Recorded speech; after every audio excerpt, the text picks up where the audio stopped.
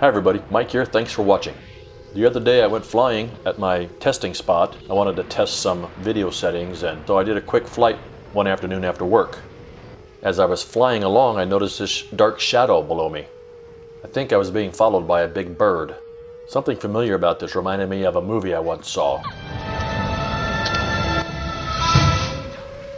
Anyways, I hit the throttle, started ascending, started looking around, and sure enough, down there on the left, I saw the bird.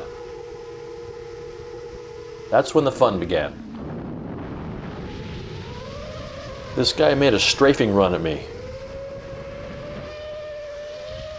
Then he came back again for another pass. And then on the third pass, he really came close, checking me out. I wasn't sure if this guy was wanting to play or protect its territory. Anyways, after 3 passes, I got scared and got the heck out of there. Let's take a look at that again. Kind of reminded me of another movie I once saw. The traffic is approaching head on, ultra bright, and really moving. And right by us, right now.